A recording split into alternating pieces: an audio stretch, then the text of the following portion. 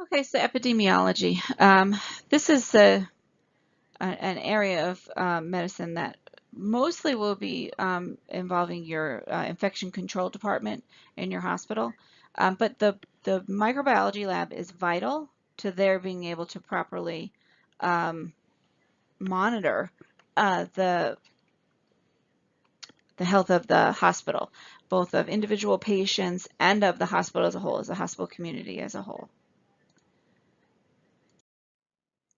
So, what is epidemiology? Well, epidemiology is the study of disease in general, and there are several facets of that study. Obviously, when we study disease, we want to study, okay, within a particular population, what are the patterns of a particular disease? Meaning, like, who gets it? Is this a disease that affects more men than women, more old than young, more black than white? What are the patterns that exist within the population? Also, what are the causes? Is this caused by, smoking, eating, some kind of, epidemiology has branched out, and they also look at things like concussion and things like that to see if an activity related disorder is occurring in their population, in their area, in their community. Then what are the effects of that disease, both on the population, on the individual, and on the medical, on the healthcare industry? How do we deal with it? How does it affect our ability to deal with other diseases? All of that kind of stuff. And then, of course, being able to delineate the risk factors for any particular disease so that you can educate the public. Epidemiologists have a big role in educating the public about avoiding the disease. Who's most at risk, what are the causes that you should avoid, and then what are the effects if you get it. And so how do they do that? Well, just like in microbiology, the most important part of our job is specimen collection, a part that we don't do. The irony is not lost. The most important part of any epidemiologist's job has got to be data collection.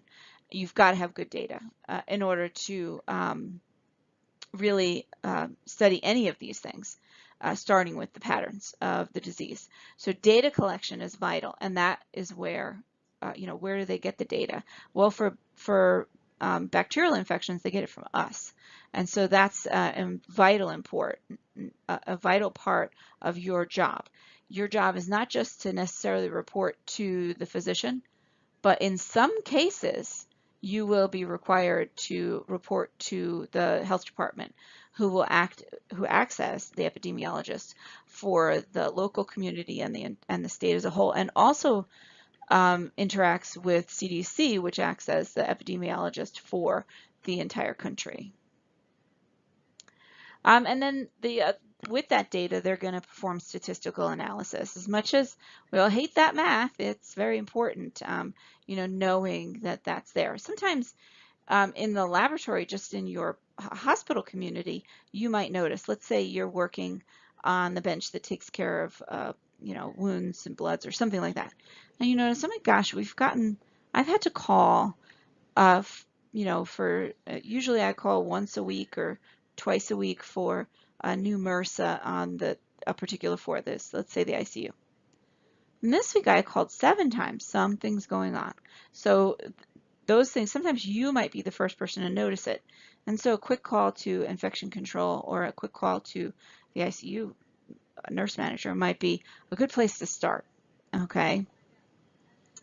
Epidemiology has also branched into trying to determine solutions. So it's not just looking at what's happening, it's also helping to determine which solutions might work best for dealing with a particular disease. And those public health solutions they can be, I'm sure you can think of them, they can be notoriously controversial. Public health solutions will always have to bridge, all 5 of these areas. You're going to have to take into play social factors. So meaning socially, is this something that we talk about in public? Okay, just getting people to, when we went through the HIV crisis, just getting people to talk about the fact that this is a sexually transmitted disease, which it's not only, but that was how it started, our thinking of it had started out. Being able to talk about it in public was something that was hard to overcome in some areas. Okay, and there are still places, still certain cultures where they won't talk about it. Um, Economic factors are always going to be, is this expensive to treat? Does the patient have the money to cover this? Does the hospital, does the government have the money to cover the treatment, the prevention, whatever the means is, and is it worth it? Okay, sometimes that comes into play. So, there was a lot of money into the research of a chickenpox vaccine. And there were a lot of parents, who said, well, I don't think that's really worth, the risk of the vaccine on my kid. And, so that's where a lot of vaccine risks. Is this really worth fighting kind of thing? Okay, the kid gets it when he's 3, he spots for a week, and then he goes back to school or daycare and he's fine. What's the factors here? But if you look at all the socioeconomic factors, with more and more parents, families being two-parent breadwinners, kids rely on, and the family relies on daycare. If your kid has chickenpox, it's not just that the kid stays home. It means you stay home too. So that's lost productivity in the workplace. That has to be, factored in. Look at the flu. They push the flu vaccine every year, not just to help those who are most at risk, but also because of the lost productivity that occurs when somebody gets the flu and you're out. You can't go to work. What are the geographic factors? So you frequently hear, okay, if you're going to this area of the world or this area of the country, these are the things you have to work out, you have to think of. Look at Zika virus, right? Pregnant women should not travel to Brazil and the areas where Zika is a risk factor. Puerto Rico is one of them. So these are things that you look to an epidemiologist to help you figure out what are my risks in a particular area. What are the genetic, ethnic, and cultural factors? So for the most part, you would think of these as, okay, if I am an Irish American woman that's in her middle years, God willing, what's my risk factors for particular diseases? So the epidemiologist associates those diseases with me as this particular genetic, ethnic, and cultural group, okay, combining all of them. My risk factors as a Irish American woman of her middle years is not the same as even an Irish American girl who's 10 years old, but also definitely not the same as say an African American or an Asian American male who's 80. They're not the same risks. And so when I show up, the epidemiologist is the one that helps to train the doctors. Okay, these are the things you look for at this, they help to train them anyway, at this age, cultural, all that stuff. And then of course, historical factors, you can't ignore them. What are the historical factors that go along with any public health solution, right? How can we prevent A, B, or C disease? Well, let's look historically how we used to prevent it. There's quite a bit of work going on, trying to control mosquito-borne diseases. We've got Zika now, malaria, dengue. We've got a whole bunch of mosquito-borne diseases. How can we control them? Well, there's lots of pesticides being produced and programs in using pesticides to directly kill mosquitoes. In some places, the thought is, well, wait a minute. What about historically? How did we deal with these? It's not like malaria is, new and different, and neither are many other mosquito-borne vectors, diseases. Well, and mosquito netting is how we used to use it. Why don't we just start using mosquito netting more often? And that is something that many, groups, families, cultures, communities are, okay, well, we can use some pesticides, but that might hurt our water. So what if we use a combination of pesticides that we know are safe and mosquito netting? Use them both, no sense not using them.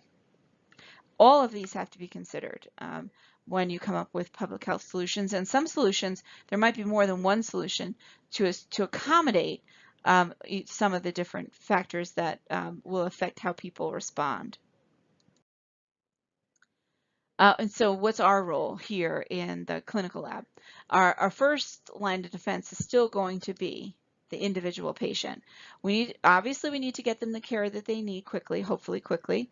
And it also allows us to draw attention to the patients who need to be isolated from the rest of the community. So isolation status is frequently linked to microbiology reports, okay? And so that usually starts with critical result reporting.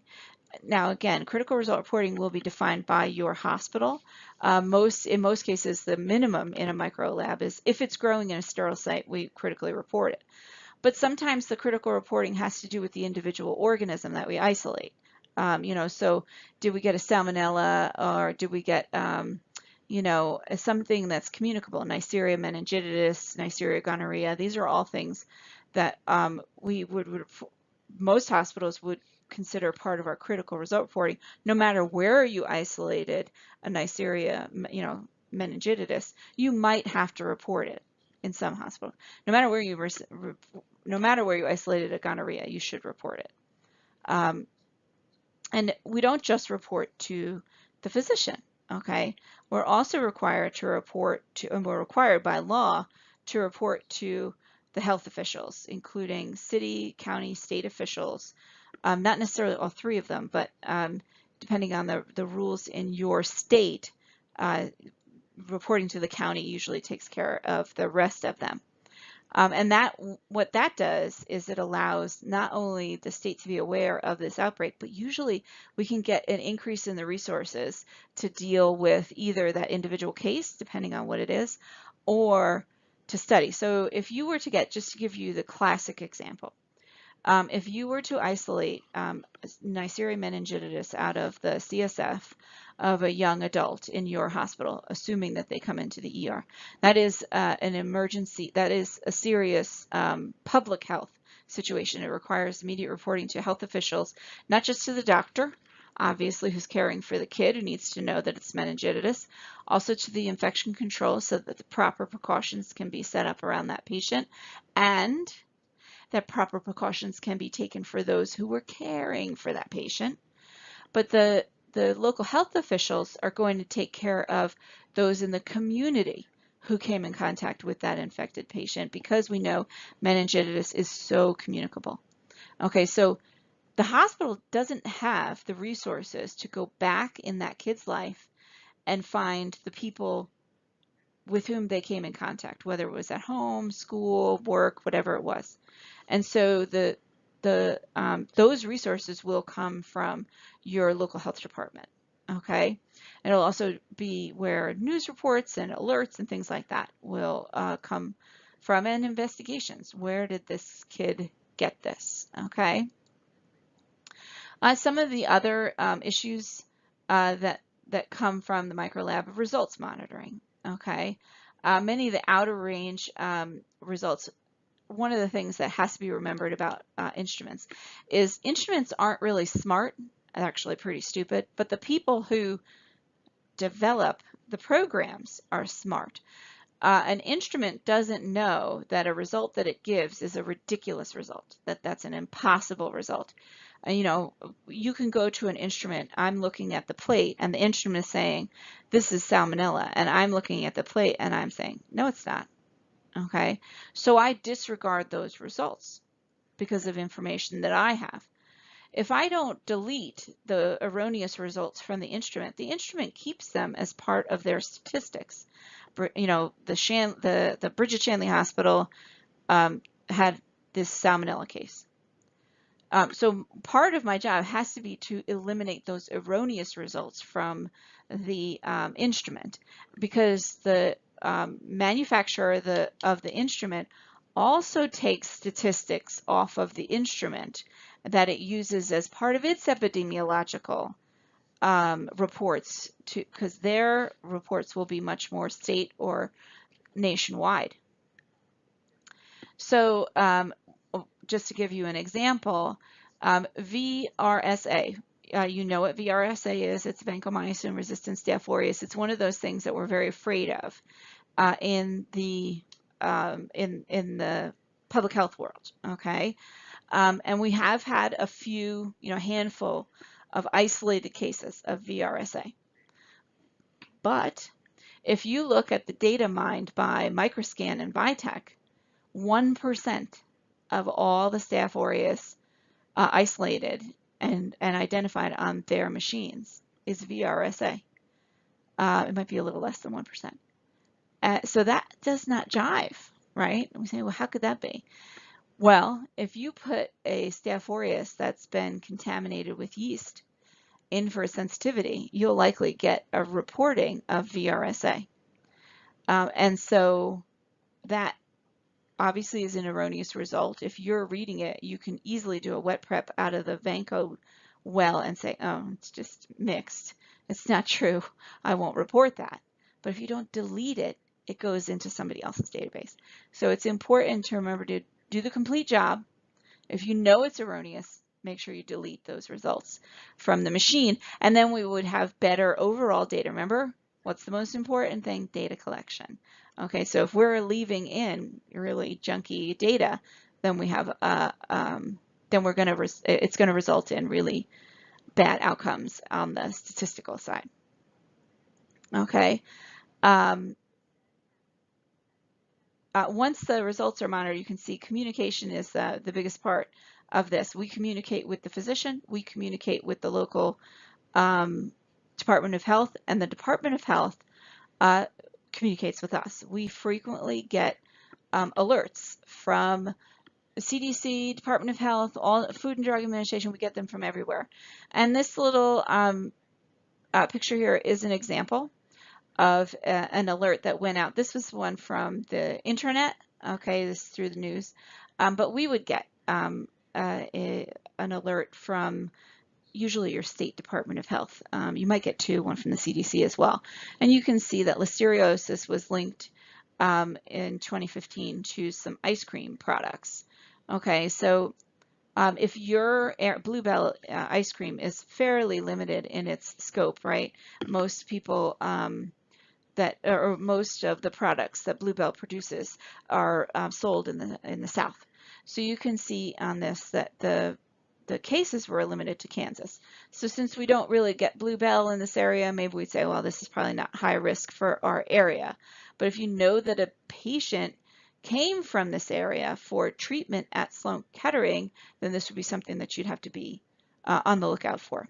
Okay, now listeriosis is a very serious infection, so it's not like somebody would be sort of just harboring this. Invasive listeriosis is, very obvious. The patient will be highly sick. But you can see in this case here that the 5 people in Kansas who got it, they didn't all eat ice cream. They likely got it at the hospital. Okay, so this is very important for us to remember that we, and so this is the Kansas case, that we in the hospital, if we're not properly doing precautions and quickly reporting the fact that listeria is there, listeria is one of our scary bugs, then bad things can happen. And in this case, 5 people became ill. So unless they were serving Bluebell at that hospital, it is much more likely that all 5 people became infected because of poor contact precautions at that hospital. And you can see that there are other cases here in South Carolina and Texas where they actually found that they were the same isolates from those brands, and they showed, eventually they were able to show that there were Bluebell products that did test positive for listeria. Here it is down here. So you can see why you should always buy vanilla. ice cream. Okay, no, I'm kidding. But you can see that the investigation continued and it all required communication. I would say that communication probably broke down here in Kansas, but that the limited results that they had were oh, actually, there were 4 people who did have the ice cream in the hospital. You can see here, they ate it while they were in hospital, so it did go back to Bluebell. Record keeping, obviously, we need to keep track of which organisms we isolate, in which patients, which floors, all that stuff. We have to make sure that follow-up is done. That's probably not us. So when we call and we report something to the floor, how do we ensure that follow-up occurred? That's really infection control's problem. So infection control and the pharmacy are going to make sure that this patient is being treated for this reported organism and that they're being treated properly. And whose responsibility is it? Okay, people have to take responsibility for that. If you know that a patient has not been is not being treated, you know, if you're in the micro lab and you know that the patient is still on the drug that this bug is resistant to, maybe a second call would be required for this particular patient. Okay, so don't just think that I'm going to report it and then my responsibility ends here. That patient is relying on you to make sure that the report that you give is as complete as possible. You know, your patient has Pseudomonas, and by the way, it's resistant to the drug that the patient is on right now. So it's not just necessarily reporting the bug, but maybe also the drug.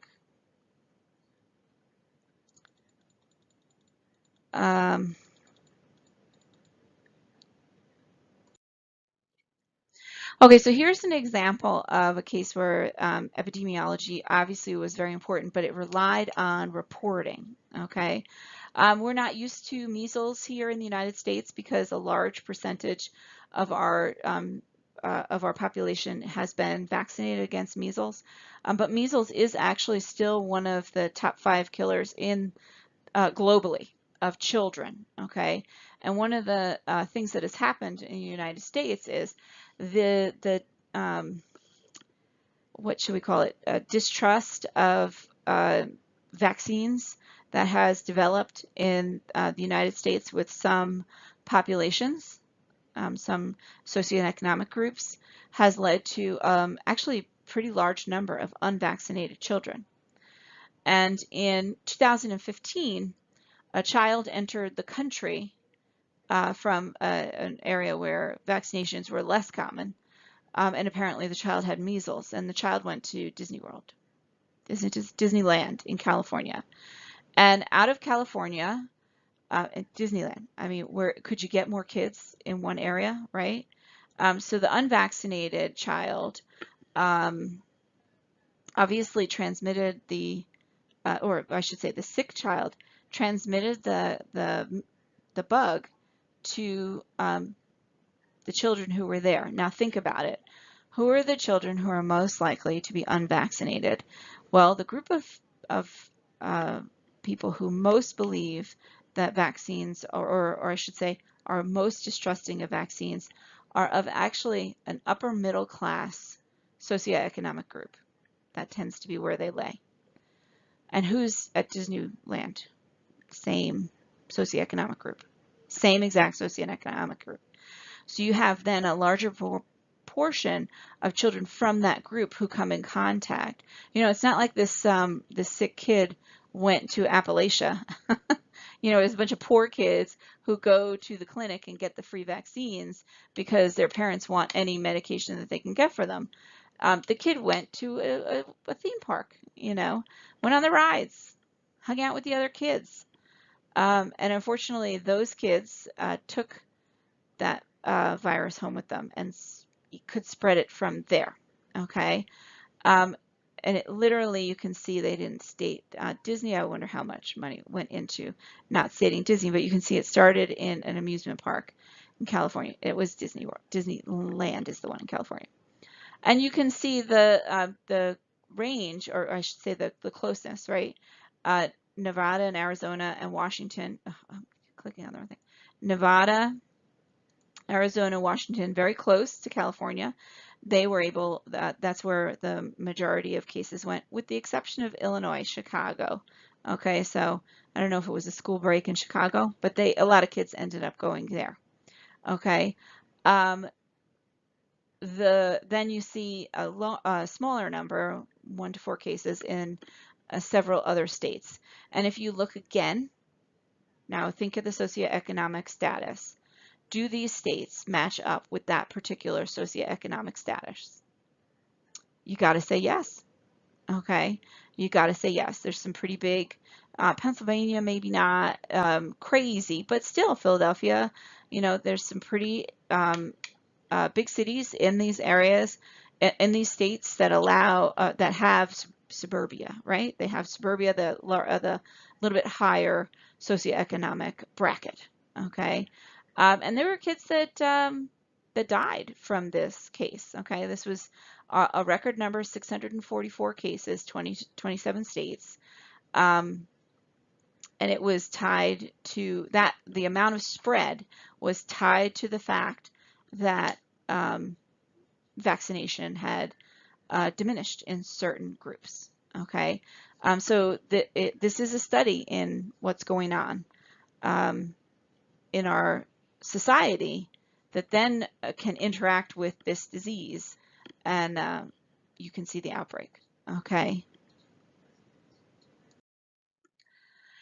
And it's terrible, but you have to go back to the dreaded statistics. No matter what we do, uh, epidemiology is going to require good math based on good data collection. So if you remember, you've got the mean, right, your average, your median, the middle number, the mode, the most common number, your range, your variance, and your standard deviation. Those are the basics that you're going to want on any outbreak, okay? What's the average age, say, of a patient? You're gonna apply these statistics to several variables in your outbreak: age, socioeconomic background, length of illness, how many got it, how many died, all of that stuff. You're going to need these statistics: the age of those who got sick, the age of those who died, and you're going to compare them. Okay, and this is just a little cartoon to remind you how to go through that. I'm pretty sure you're well aware of that, but you can read through that if you're not really up on the meanings of those factors. And this just shows you why they're so important, okay? So if we just look at a population of dogs, when you say dog, there's going to be a picture that springs to your mind of some kind of animal, and probably it'll look something like your pet, I imagine, okay? If we if we ask the question, well, how tall is a dog? Oh, shoulder height is a dog is considered its height. So how tall is a dog? Well, if we give the average height of a dog, okay, or the mean of a dog, you can see here that in millimeters, in this particular example, they found that 394 is the average height of a dog, but that is actually pretty far off. Look at 394 millimeters is not anywhere close to 170 millimeters, nor is it anywhere close to 600 millimeters. So maybe that doesn't really represent what a dog looks like. So if you move on from there and you plot that average on the graph, right, and we measure the difference between, what are we doing here? We're trying to calculate that variance, okay? Now we calculate how far from the mean is each dog's individual height, and that gives us our I keep going the wrong place, our variance, okay? And then if we take the square root of that variance, then we have a standard deviation, which allows us to relate that standard deviation to the mean and get a range. And that, that kind of information just gives us a better picture of the population overall. Okay. So for example, the average height of the American male is somewhere around 5'8". Okay. Now maybe you're 6 foot tall, and you might say 5'8". That can't be right. But if you're from a population that's in general smaller, let's just say the Chinese population, 5'8", that sounds about right. Okay, so relating the American variance, right, because we include so many different cultures, the American variance and get a standard deviation from that, from the American population, is going to be completely different than if you were to go to China and try and do the average height of the average Chinese man, or the average height of the average, I don't know, doesn't matter, Scandinavian man, whatever. These are all things where an average isn't really enough of a picture. We need more information to get a real good picture of our population. Now, just a word on communication. This is important because it is communication that actually helps us to get the best possible outcome for our patients. So I included in this several of the ways that we communicate. Obviously, we can actually talk to people. Shockingly, we can talk to each other. And you can see here rounds. Now, that's not what it usually looks like in the micro lab. We're always on the phone in the micro lab. However, in some hospitals, and I have worked at hospitals where the infection control staff does round through micro, and they want to specifically look at what micro has. So they come in, what do you got today? Who's got bloods? Who's got, body fluids? And so the infection control staff may include a round through the micro lab. That's, usually the director's personal decision. Okay, then we have our next most important thing, which you can see here. Is the actual patient's record. So we got to make sure that the information that we have is as up to date for their record as possible. So if you know that an organism is definitely resistant to something, why would you wait an extra day to communicate that information to a physician? Okay, if you know that a blood is growing something, you need to communicate that to the physician as soon as possible. So obviously with critical lab results, we talk directly to the floor, to either the physician or the nurse taking care of the patient.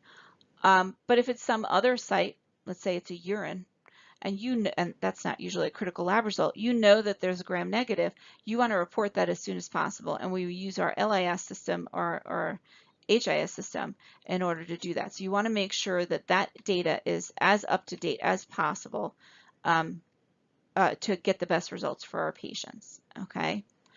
The results that we get are going to lead to contact precautions for some of our patients. Some of our patients, we're going to have to include contact precautions. And that the contact precautions should show up, if the patient's on contact precautions, it should show up in their, on their HIS page, okay? There should be some means, now I didn't look very closely on this, but there should be some means here for the patient to, for the staff to know this patient is on contact precautions. That should come up pretty much right away. But it's not just the nurse and the doctor who have access to the HIS system who will be entering the patient's room. You also have environmental, you also have nutrition, the cafeteria, you also have visitors, you also have the phlebotomist. So making sure that we have some method of communicating the type of contact precautions that we expect people to use for that patient is important. Should I always close the door, or can I leave the door open? Okay, what kind of PPE do I need? You have to have gloves on. Do I have to wear a gown? Do I have to clean my, all of these, you should always clean your hands. You always need to ensure these. And some of the new things that they're doing, dedicated equipment. Doctors love to walk around, nurses too, with their stethoscope over their neck, but how many people has that stethoscope touched? Okay, so they're starting to put dedicated equipment, as just as they should, into these patients' rooms so that you go in and you use the instruments that are in there. That means that you leave your personal stuff outside. Don't bring your stethoscope into the room if it shouldn't be in there. Okay.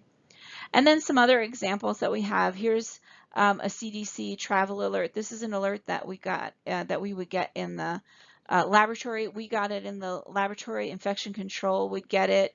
The medical director would get it. This is your travel alert based on a cholera epidemic that started actually close to just before the Ebola epidemic occurred in West Africa. Okay, so we need to know, okay, our patients that are coming from Africa, they might have a high risk of, in this case, cholera. We also got one for Ebola, and we got it for measles. We get them as these outbreaks occur.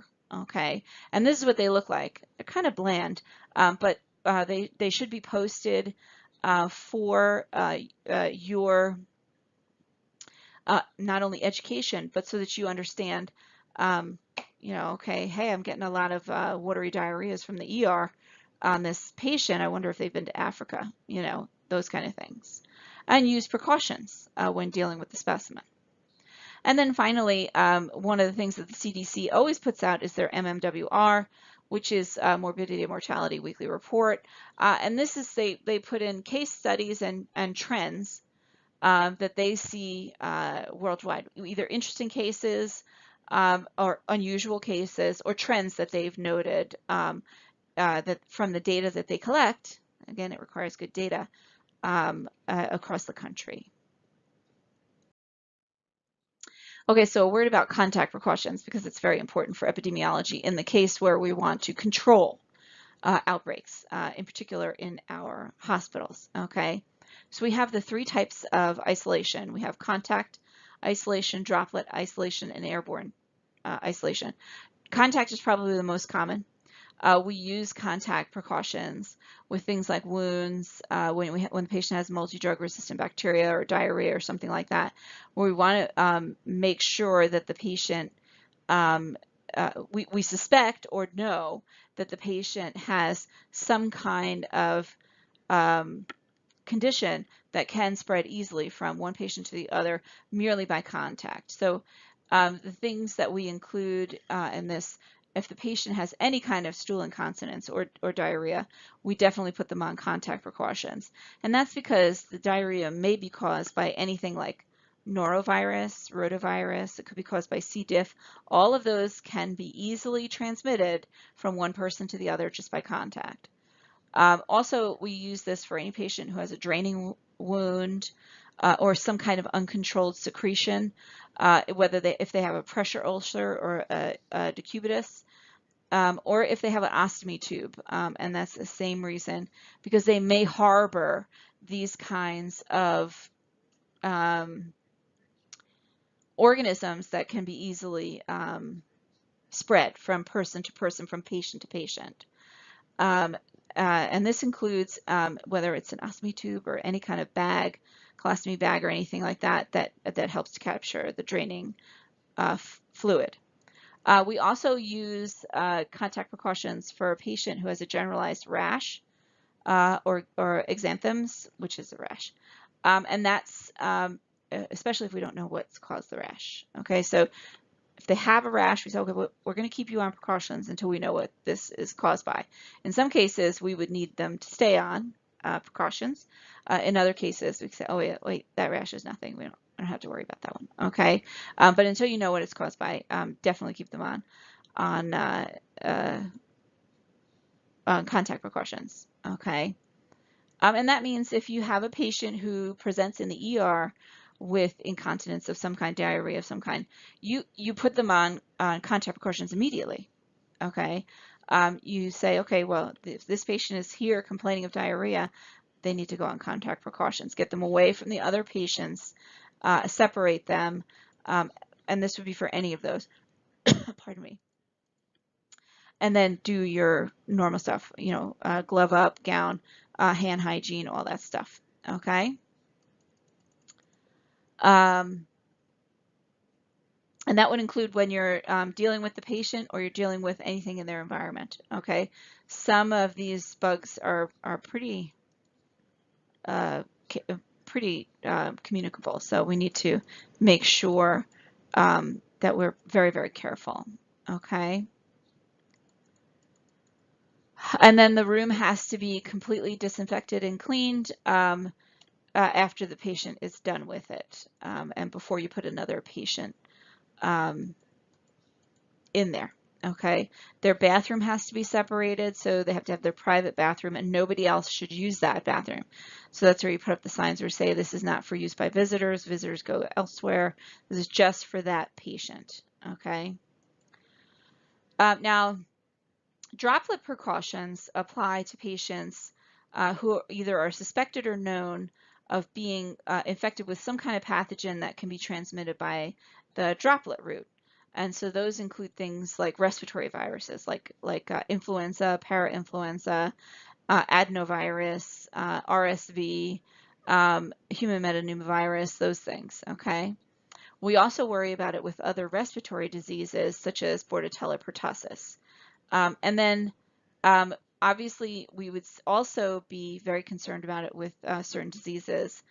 It's not really, well, it starts as respiratory disease, but Neisseria meningitidis, if they've got that kind of Neisseria meningitidis, meningitis, then that certainly they'd be on droplet precautions because that's how that's spread. We also have to consider it when we think of like group A strep. That is spread by droplet. So if you know that a patient has that, consider droplet precautions for them, okay?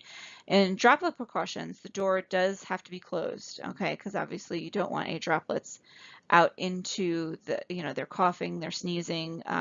You don't want any droplets to go into the public areas. If they are producing sputum, if they have a cough, this is something that you need to consider. If you don't have a room for that patient, like this in the ER condition, if you don't have a room for that patient immediately, put a face mask on the patient and separate them as far as you can, but put a face mask if possible on that patient while they're awaiting care. Okay, that can be difficult for some of your patients who are really, really coughing because the face mask can actually inhibit their breathing in some cases, okay? When you're dealing with them, you not only need to use the gloves, you should use a gown, you also need to wear a face mask, okay? Especially if you're in a close contact with the patient, you want a full shield face mask to cover your eyes to be safe, okay? You don't want to get this before from the patient. Obviously, you're going to deal with washing your hands, that's normal. Gloves, gown, oh, that's normal, okay? And of course, do that before and after dealing with the patient. Patient can't leave that room without wearing a face mask, okay? If they do need to leave the room, you have to instruct them to put a face mask on. And they shouldn't go, nobody else should go in that room without a face mask, even if the patient is wearing a face mask, okay? And then, of course, when the patient's done with it, you have to clean and disinfect the room properly. Then finally, we have airborne precautions. These, again, apply to those pathogens that are transmitted by airborne route. They don't necessarily need a very thick sputum in order to be transmitted. They may produce that in their patient, but they don't necessarily need that to be transmitted. And those include things like tuberculosis, varicella, measles, varicella being chickenpox, okay? At least early on with chickenpox because it's airborne. Once the pox crossed over, you're pretty much okay. In these cases, if you know that the patient has one of these, you're definitely not going to have them commingle with other patients. In some cases, you might have a separate even entrance for these patients. They must have, and you want them to avoid the whole reception registration area if possible, especially if you're bringing them in via ambulance.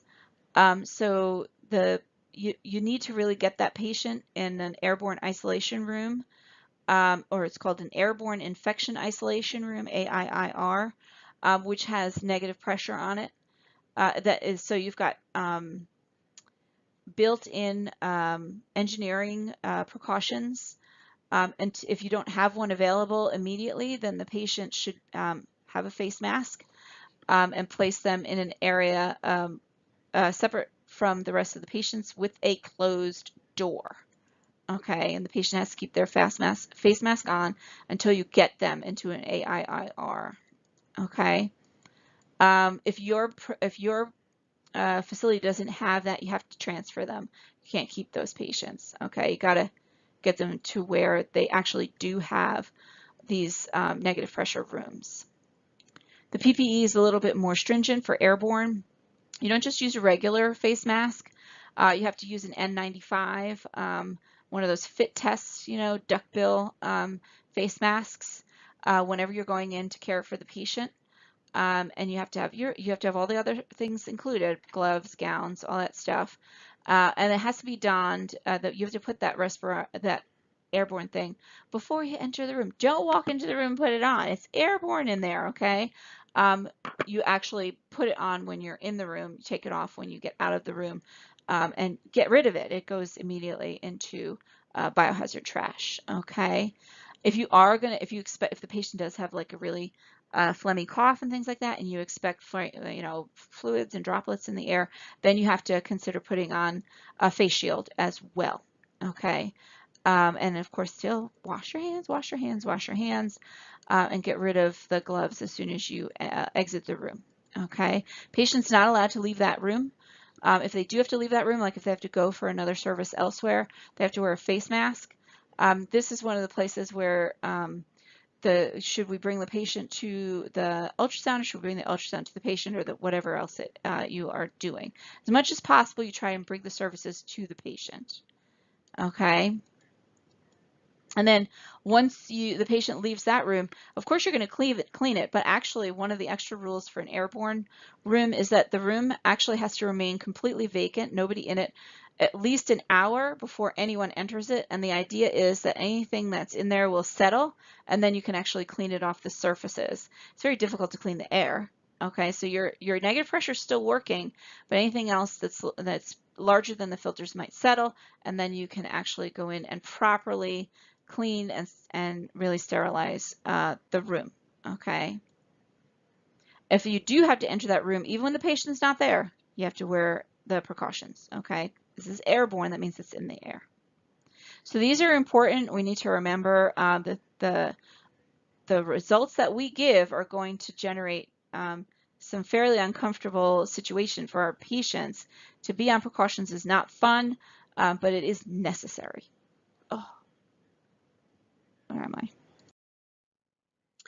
I? And then finally, here's just an example of reporting requirements. As I said, you don't just have the responsibility to report to the doctor, you also have to report to your Department of Health, and that might include either Wadsworth, which is that's the state, the state center in Albany, or your local county. I think in Sloan you'll probably just report to New York City and they'll take care of Wadsworth. Some of them do require direct reporting to Wadsworth. In some cases, you're required to submit the specimens. This is the list that, or it's actually just one page of the list that Wadsworth gives to us, the State Department of Health that gives to us, that tells you exactly which agents you are required to report, okay, and exactly what you're required to report. Some of these are serological results. So for example, anytime you detect Ehrlichia species, I'm in the wrong place. Ehrlichia species, which we usually detect either on a slide or serologically, you do have to report it. And if you do the serology, I lost my cursor. If you do the serology, you can see you have to report certain titers. If it's below if it's below 128, you don't have to submit the serum. Okay. If it's positive but less than 64, you probably don't have to report it. Okay. Then you can see they included this little phone here, which means you have to actually call the Department of Health. You're not going to get away with just, most of these reports are done via fax or their computer, but if there's a little phone next to it, you actually have to call them, okay? And then you can see over here, in some cases, you're going to have to give us a specimen. So these two columns here will tell you which agents you need to actually submit a specimen. So that means put it on a separate slant and mail that slant to the Department of Health and or New York City as your procedures tell you. In addition, in New York State, we have fast track TB submission, which requires that if you get a positive AFB slide from a specimen, so if your sputum, whatever specimen is, if your sputum, it's actually only sputum, I should say. If your sputum comes up positive on the direct slide for TB, you are required to call the floor and ask for a second specimen. And that specimen, you don't do anything to it other than directly move it to Wadsworth, where they will do a fresh culture. They'll do PCR on it. They'll do a whole bunch of stuff to it to get an ID, whether it's TB or not, within actually just a couple of days, okay? As opposed to us having to wait for it to grow out, Wadsworth gives us the ID. So it has changed the way AFB cultures work in New York State, because New York is, the Department of Health is trying to get on top of those TB cases as quickly as possible. Once the patient is identified as having TB, then a whole nother set of rules with the state come into play, where the patient is actually, their treatment is actually controlled by the state. So they actually observe them taking their meds and all that stuff to ensure that that they can control this. And it has actually helped to bring the TB problem in New York really under control. Not all states have this. Fast track is a New York thing. There are other states that do have something similar, but not all states have this. So it really is a benefit, and it has changed the way, then it becomes, once you grow it up, why do you need to ID it? You don't need to ID it, right? The state's going to do it. The state's going to do the ID. It's going to do the sensitivity. So it actually takes a lot of the weight off of the local lab. Okay, now that's if it's TB. If it's not TB, you might still have to do an identification. If it's something else, you probably have to do an identification. If it's like Gordonii or something like that, you probably have to identify. Pardon, that was so rude of me. And then finally, never, never, never, never forget the doctor taking care of the patient. You get an E. coli 157, you're like, oh my gosh, I got to fill out my form. There's like a form you have to fill out, or fill it into the computer system. I got to make sure I call the state. I got to get their specimen. Don't forget the doctor. He's taking care of the patient. So remember, always keep the doctor in the loop. Once the Department of Health gets your report, they're going to call the doctor. So if that doctor gets that call without having heard from you, he or she is going to be furious. Okay, so make sure they come first. And then record keeping, finally, last but not least, record keeping. Oh, we were supposed to have a paper-free society by now, right, with computers. Well, not so, okay? There are regulations from every deemed agency, CAP, JCO, New York State, AABB, FDA, CDC, all of them. There are regulations about the things that we have to record, exactly what parts of our reports we have to record. Do we just have to report the result? Do we have to report the result? Do we have to record the result and who we reported it to? All of these different things have to be recorded, and how long you have to keep them. Each one of them requires a different length of time. At this point, so far, it seems that 2 years for micro is the longest out of all of these. And so if we keep our records, and this might change at the drop of a hat, if we keep our records for 2 years, then we're in good. Our paper records, our digital records, obviously it's very easy. We can keep those pretty much forever. But our paper records are the things, your work lists and your pending lists and your QC and your maintenance records. All of those are usually paper. And so those things you have to keep for a given amount of time. Okay, and at this point it seems to be, well, for most of it it's 2 years. For some of it it's forever. So for example, maintenance and QC for maintenance records for an instrument, you have to keep them forever, for the length of the instrument. You can't get rid of them. Okay, so some things you keep a little bit longer, but luckily there's not as many of those. The other stuff, 2 years seems to be in general the longest for micro. AABB and blood bank, they require 5 years. So the blood bank records stay even longer. Some of the things that you're required to keep, obviously patient information. Any of your worksheets that you printed out, if you printed out you got to keep it. So it's one of those things that hospitals are trying to find a way to not have to print out all this stuff. Is there a way we can do this digitally? Because record keeping is a big business. If you've never seen the Iron Mountain trucks running to and from everywhere in the city, it's a big business, okay? And so making sure that, or trying to get as much of that information digitally as possible it's a big job, and it's something a lot of areas of the hospital want to try and do. Keeping hard copies, as I said, you have that time. Digital copies, you're going to keep those forever. Destruction of data, you need to make sure that any data, when it's time to destroy it, when the 2 years is up and it's time to destroy it, that it is destroyed completely, meaning it's shredded. So you're not allowed to just throw it out. We always hear news stories about, oh, Dr. So-and-so threw all his patient records in the dumpster behind his office. It has to be shredded, and that's another big business. So you have specialty garbages now, or trash receptacles now in the laboratory, where any paper that has patient information or privileged information on it has to go in that particular receptacle so that it can be shredded by yet another company who's making a lot of money shredding stuff. Okay. Now, as far as the nitty-gritty, right? The slides, the specimens, the isolates. The specimen itself is not necessarily required to be kept any longer than the hospital deems necessary. Most hospitals keep it until next week. So you have a basket of the specimens that came in today, and next week you'll dump it and put in the specimens that came from, whatever Monday of last week, and so on down the line. The isolates, however, are different. Significant isolates, not every isolate, but significant isolates. So that means isolates that came from a sterile site, emerging pathogens, your MRSAs, your VREs, and then reportable isolates. Those all have to be kept.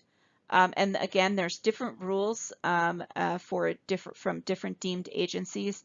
But at this point, it seems 3 months is, well, except for AFB, it seems 3 months is sufficient for most routine isolates. I know our lab used to keep them for 6 just to be safe, and we had the room. If you don't have the room, you're like, get this thing out of here. The mechanism by which you keep it is up to you. I've worked in hospitals where we kept it on a swab. I don't advise that. It's not likely to live, but most of us keep it on some kind of slant. And then the slides. And the isolates for like AFB, those isolates have to be kept for a year after you identify it. And the obvious reason for Mycobacterium being different is it's a much slower grower. And if the patient isn't better in a year, we might need more of the isolate to fine-tune the sensitivity of that specimen.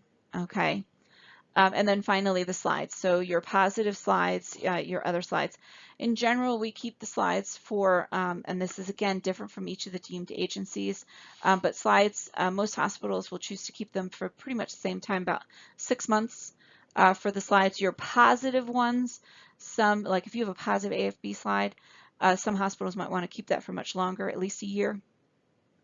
Other positive slides would just be, in routine, but AFB, blood parasites, things like that, you would probably want to keep it longer just because you want a reference, to compare as the patient improves, hopefully, over time. So record keeping is a bear. It's big business for some people, and it's difficult, but you need to be able, if AABB or JACO or CAP or whomever walks into your lab and says, I want to see everything that happened with that sputum specimen from Joe Schmo that was reported as positive for AFB, you need to be able to get out all that paperwork. Show the QC you did, the media QC, all that stuff that you did based on, that is connected in any way to that patient.